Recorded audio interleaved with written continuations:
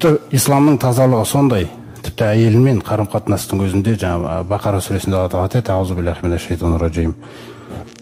Ясалунака анил махиди. Олар сенен етеккір жайында сұрайды дейді. Кул хуа аза. Айт, бұл деген зиянды нәрсе ғой деп. Фатасилун нисаа фил махиди. Әйелдермен төсектік қатынасқа бармаңдар, олар етеккір күйде болған кезде. Төсектік қатынастың өзі. Абылай жалпы бір-бірінің қасында отырып, бір-бірінің қасында болулары, ол жаңағы барлығы орынды нәрселер, тек қарым-қатынасқа түспеңдер дейді. Фатазилун нисаа фил махиди. Вала тақрабухунна хатта ядхурна. Етеккірінен тазарғанға дейін. Қалай егжей-тегжеймен түсіндіреді Алла тағала. Адам әбден түсінсін деп. Өйткені Алла сөйлеген нәрседе ол керісінше адамды ұят деген сипатты бойына береді. Ұялу деген сипаттарды. Сонда айтып отыр: жақындамаңдар оларға, яғни төсектік қатынаста мүше-мүшеге тимесін, олар әбден тазармайынша.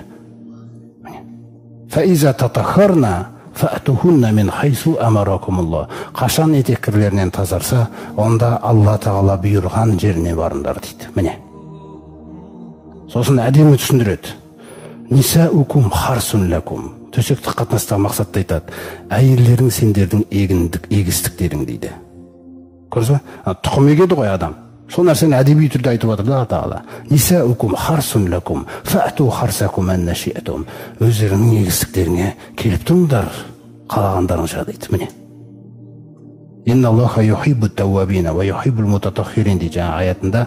Жаңағы оларға жақындаспаңдар етеккір кезінде. Өйткені Аллах тағала тәубашылдарды жақсы көреді, және таза ұстанушыларды жақсы көреді, таза жүрушілерді.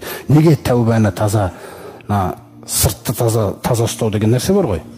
Неге сырттың тазалығынан бұрын тәубаны айтты Алла тағала? Өйткені тәуба ішкі тазалық. Тәуба жүрген жерде жан болғанбай деген. Өйткені тәуба жанды жуып отыратын нәрсе да. Сонда жаңа тағала ішінде жуатындарды, сыртында жуатындарды жақсы көреді дейді. Көрсіз ғой. Мен сол қасиеттер нәсіп етсін Алла тағала бізге.